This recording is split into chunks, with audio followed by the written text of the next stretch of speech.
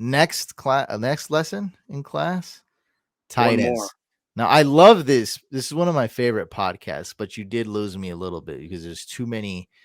You're spewing too many letters at me at once, and I did eventually get it. But that's what we're here to do. We're here to clear it up. I'll try the best I can here. Okay, so I'll go a little bit slower then. Instead of giving you all the letters at We once, got we'll a just talk visual. A one at a visual time. helps people like me. That's what it's going Yes. to really help. So if you're listening, maybe you want to switch over to YouTube and watch this. We got a nice diagram here. Okay. Let's first start with the least useful type of tight end for fantasy football. It's called an H tight end. I got it It's a right. blocking tight end. I got it Yes, there you right. go. I see. I got There you it. go. I got it. Yeah, let's go. Nice. All right. I Nice. don't There have you the go. cursor Good. on it. Yeah. So an H tight end is going to be a little bit shorter, 6'2", 6'3". Um, Chig Okonkwo is an H tight end. He is kind of represents what I call an exception to the rule because H tight ends, again, they're secondary guys. They're asked to block first more than anything else. Usually they're going to line up in the backfield. Okay. Again, we short ability to talk about and super physical. Chig Okonkwo, physical, explosive.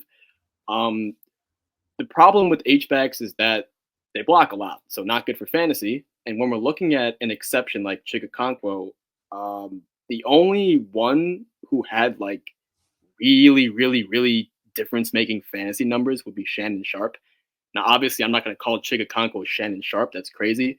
But it just kind of goes to He's show an you, like, okay, A. there's one. Shannon Sharp's an H. He's one of the best blocking tight ends of all time. Yeah. Shannon Sharp. I said he Yes. can't block. No, he can. He can. Shannon Sharp, yeah, he can. Absolutely. Wow. Yeah. Okay. See, I didn't watch him a lot. He's also shorter. You can tell right away who's an H back, who's a Wow. Y, who's a flex based on the height and weight, right? He's 6'3", I think. You can pull that up, see I'm exactly what pulling he him is. up. Yeah. He's not But on I'm pretty player sure he's 6'2", profile. 6'3". He's a shorter guy, so he's a pretty good blocker. He was a pretty good blocker. He's also playing the H. So again, it's with him though. Yes, he was also a very good receiver. That's kind of the point here to bring up. He's 6'2". 6'2". There you go. That's H back material Yeah, right that's there. very. 6'2", That's. I mean, 228. it's All unheard of paper. for a tight end to be that short. Yeah. Okay. I think Jonnu Smith was also 6'2", maybe No, not. I don't know. I think he might be a little bigger, but Chigakonko 6'2". Okay. Right. So the same kind of prototype, right? And it's very, very difficult for you to get fantasy football receiving numbers off of that because you're asked to block first. Obviously, there's a few kind of, what's the word I'm looking for? Kind of unique or kind of rare traits. The reason why I liked Chigakonko was because he was similar to Shannon Sharp. Again, not nearly as good. I'm not trying to say that at all, but at least the similarities were there. So it's like, okay, this is an H-back that I'm willing to take a chance on. But bottom line is, if you see a guy who scouts are saying this guy's an H, you probably want to stay away for fantasy football. Very useful for real Super team. rare, huh? Super rare. Super rare. Super rare. Yeah. I mean, we're And talking like once, twice out of who knows how many. And that's why these guys occasionally get carries too, huh? A little bit like a kind of a Mm-hmm. fullback type of Exactly. Yeah. position. Okay. So You we see say him that getting tight end carries. is like an offensive lineman, like a fullback and like a receiver. When we talk fullback, we're talking guys like Chig and Shannon Sharp. They get some carries as well. I think Tommy Tremble got some carries a few years ago with Carolina. He was one of the guys who I was saying stud or dud. Maybe this gives you a little bit more context, right? Because I saw that potential, but again, he's an H back, so it's like very what do you do here, right? Because I know that the risk is extremely high for him to be an absolute zero. But if he did pan out, maybe he could be like a Chig or like even better, like somewhere between Chig and Sharp, something like that. But obviously, it didn't happen. That's the risk. That's the risk with drafting an H back. Is this a prototypical H back? Or I mean could be also outlier, but Aaron Hernandez, 6'1". I'm going to be honest with you. That is looking closer to a fullback than a tight end to me. Because now we're talking 6'1", shorter, and 245, 250, even heavier. That's like pure fullback range, honestly. Yeah, but he's not a fullback. Sure. He was heavily involved in the short pass game. Yeah. He was, used a lot. I don't know, kind of possession. I don't know. Like, I forget how he was used, but like him and Gronk that 1 year were doing very well. Obviously, I Gronk know is exactly what you're saying. 7. Yeah, Yeah. yeah, but that's basically yes. If you want to H say what It's an a H-back H-back. is, This that's is an H-back. I think this is the Yeah, first time I heard H-back used was with Hernandez the first time I heard that term got you. was with Okay. Aaron Hernandez and Gronk. I was watching like NFL Network or something. Yeah. I'm pretty sure they called Aaron Hernandez the H-back Yep. time. That's exactly what he is. Yep. Exactly. Correct. Correct. So yeah, I guess add Aaron Hernandez to the list because he was, when he was playing, he was pretty decent. It was good, He yeah. finished It's good. top 5, I think. Gronk and him were both top 5 that one season. Yeah, they Crazy were stuff, both but killing it, yeah. oh yeah. Oh, I didn't I didn't Um, I didn't wanna say that. They're both killing it. Sorry, no pun intended. No pun intended. That's awful. We're almost done talking about Hernandez. I had to screw up yeah. again. Moving on back to the diagram. Back to the diagram. Alright. I'll be a little bit quicker about this one. Can we put the two diagrams up at the same time and kind of focus on the red area in the middle? Because this will be, I want to show both of them at the same time because the inline Y can also be a slot tight end as well. That's the whole I purpose I of this. I I don't know if I can. Yeah, just to It might be scroll down, just so we can show the middle of it. Scroll down a little bit more. There we go, right oh, there, talking about just like that, you just like just that, wanted me to just scroll like that. down. Yep, Yeah. Okay. My there bad. you go. Yes, of course. Thought you All wanted good, me to all show good. the wide receiver one. No, no, no, no, no, all good here. So you see both these diagrams here. In one of them, I have the Y as your inline Y, and the other one I have him detached in that traditional slot role. That is what a Y can do. They can line up in line. They can line up as a slot because these guys are asked to catch the football as a receiver, but also do some blocking. So it's kind of like a well-rounded, all-around tight end. And usually the Y is going to be not even usually, sorry, always the Y is going to be your primary tight end on the roster. Like the tight end one, the TE1 plays the Y, is your Y. The best ones of these, so we're talking Gronkowski, we're talking Kelsey, we're talking, Tony Gonzalez, stuff like that. They can also play outside. So that means you're a guy who can be in line as a blocker, you can play the slot, and you can play outside. You can do everything. If we're talking about the all-time great tight ends, like a Gronkowski, like a Kelsey, Kelsey. Antonio Gates, for example, inline Y. That's the prototype for basically all of them. Of course, we talked about Shannon Sharp earlier.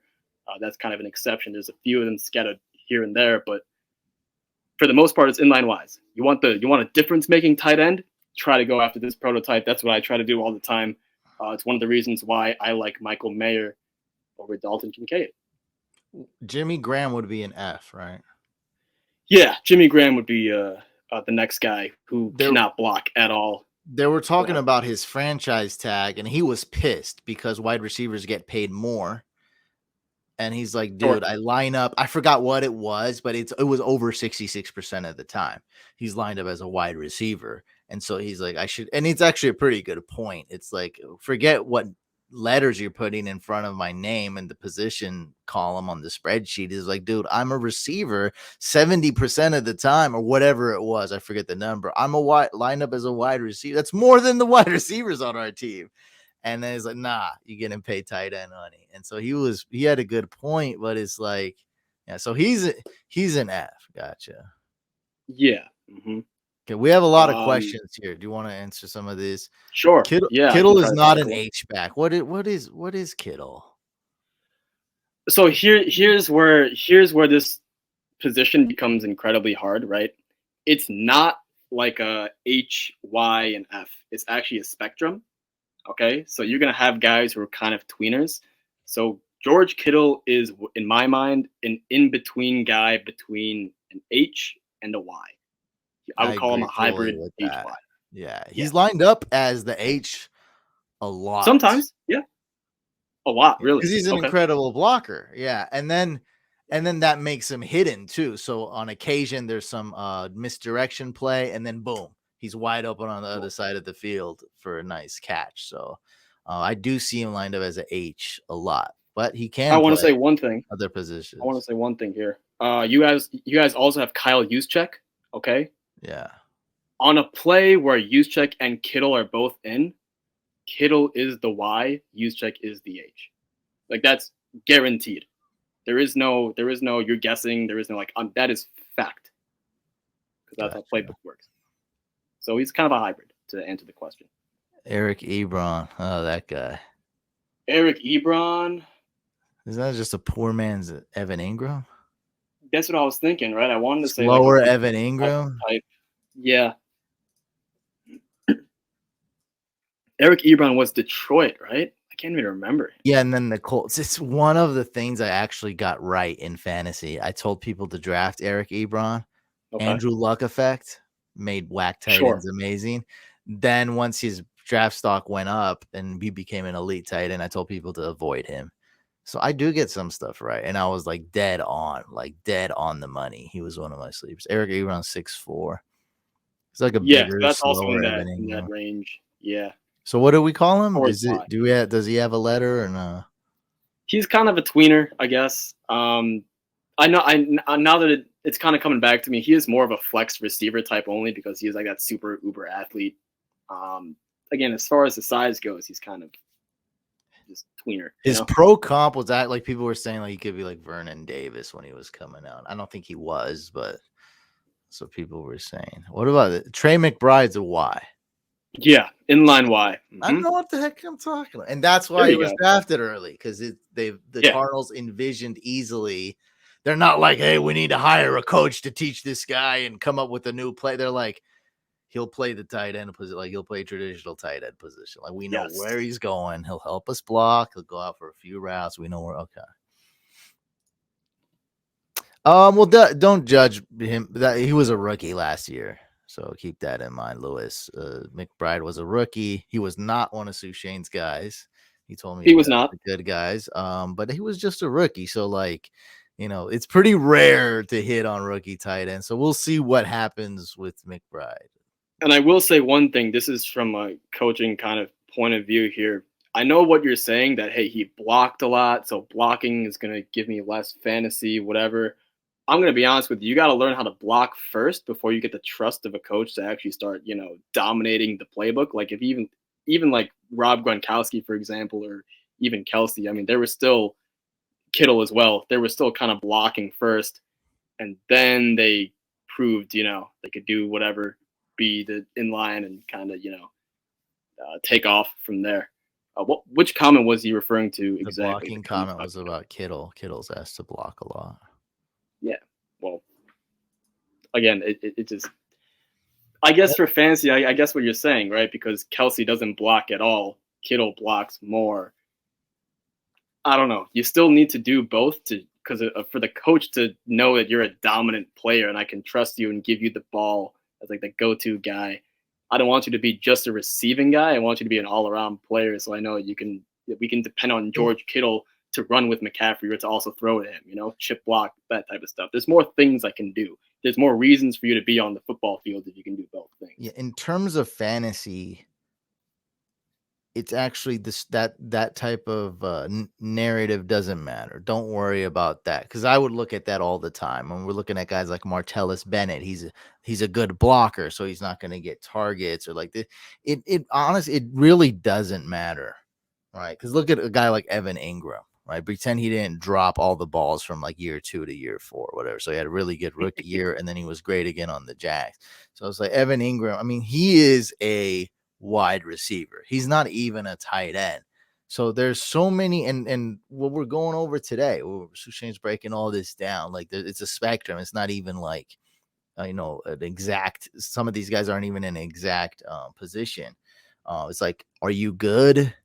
Can you catch? Like, is it gonna be you? So it's like there's different, just like how we started this podcast, different ways to skin a cat, and different ways to win a league. It's the same thing with tight ends. Like, is he good?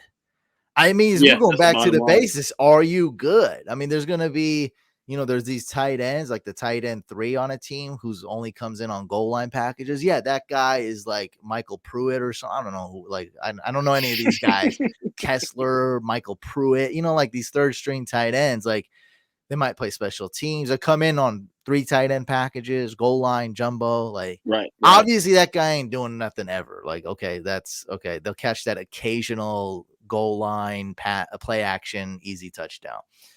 Other ways to success, yeah, it doesn't really matter. I mean, Kittle's the best example when we're talking about this. He is one of the best blocking tight ends. He's super fast. He can catch. He's amazing. One of the best tight ends, period.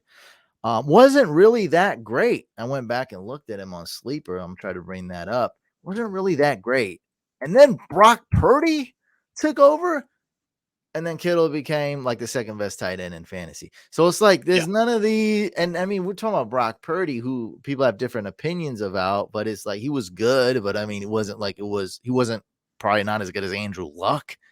It was just amazing, made all tight ends great that he played with. So it's like there's more than one path to success in fantasy. Getting on the field is important. That always helps. So we're talking about blocking gets you on the field. It helps. It ain't the end all, like we saw with Jimmy Graham. He got on the field, but only as a receiver. He wasn't a great blocker.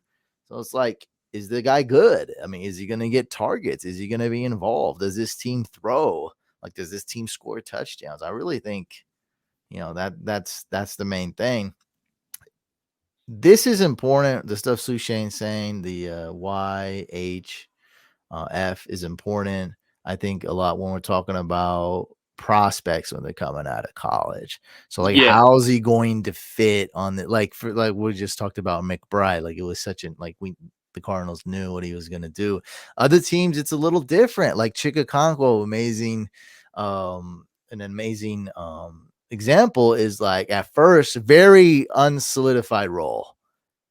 The team just started learning who he was like a few weeks into the regular season. And they were like, this guy is so fast when he gets the ball. He's like he's the same speed as a running back. So, I mean, let's freaking use him as a running back. And then they're like, man, he might be able to do a couple more things. He's just going to keep expanding what he can do.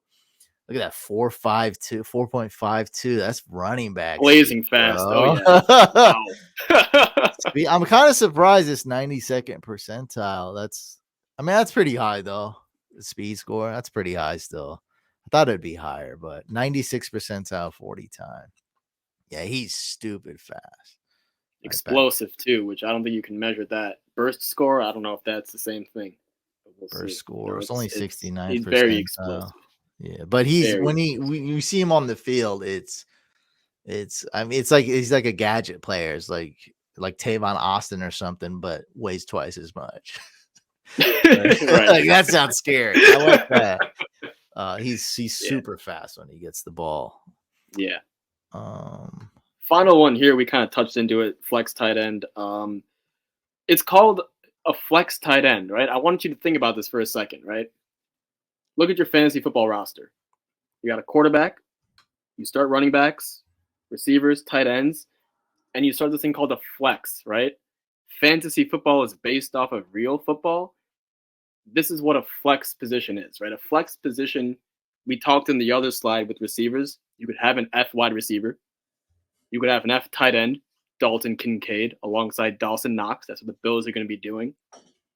But also, Couch, what if I told you, envision a play for the Atlanta Falcons where Tyler Algier is in the backfield as the running back, and you have Bijan Robinson lining up as a receiver? Where would he line up? The slot. The flex position. Yeah. There you go. Because a flex can also be a running back who can pass catch, a wide receiver, or a tight end. So why do I don't want to stay away from these altogether in fantasy, because these, for tight ends, are the guys who are going to exclusively catch passes and get those receiving yards. So I don't want to completely avoid them. But the problem is they're going to be inconsistent, because on one play you'll have the tight end. On another play I can put in my receiver. On another play maybe I can put in the running back. That F position, that F alignment in the playbook is like a revolving door, right? So for the consistency, when we're talking about guys like Darren Waller, David Njoku, they're not very consistent week to week because they play the flex tight end position. Guys like Mark Andrews, Travis Kelce, while they're not playing in line wide because they're such dominant receiving threats for their teams, they're still playing the Y position. That's a big difference to me, at least. Well, you have it. That's the flex. That's where it comes from. That's the Flex flex. Yep. position from fantasy from real life. Oh man, that was great. That was awesome. I love that. Mark Andrews is an F. Okay, so some people would say he's an F. Some people would say he's a Y who plays the slot Y, like a detached Y. I'm more of the camp for the detached Y because of his build. I could see the argument if you want to call him a flex tight end. Because he's used as a receiver almost Yeah. all Mhm. the time. Or Yeah. I feel like when he's taking a snap, it's probably running like he's He's a running around. receiver. Yeah. Yeah. Yeah. The kind of not that with Kittle, it's like it's a good amount of times he's just blocking. Sure. Yeah. Yeah. If you remember that draft, they did go Hurst round 1 and then Mark Andrews later. So maybe Was it it was for round that reason. 5? I don't know where Mark. Round 3, I think. Round 1 and round 3. Round 5. Round 5 was George Kittle in a different draft, actually. Third So, yeah, round. round 1 and Third round 3. round. Yeah, Yeah. third round. You're right. So I'm thinking now, now that we're talking about flex and H-backs and whatever, I'm thinking, okay, at the time, they probably envisioned Hayden Hurst being their inline Y. And then, they're going to draft that with their first round draft choice because that's the main primary tight end. And then maybe they were weak at the position post Dennis Pitta. So they're saying, okay, let me get a flex tight end later who can just be that kind of secondary guy to Hayden Hurst, help me out in the receiving game a little bit in Mark Andrews. And it turns out Mark Andrews has flourished. So when we talk about Dalton Kincaid this season, or not Dalton this season, but Dalton Kincaid for rookie drafts and for dynasty, not impossible, right? I guess I could see it. That's kind of why I haven't completely just X'd him out from my list, even though it is a flex tight end. I do see, some potential there. So I don't hate it.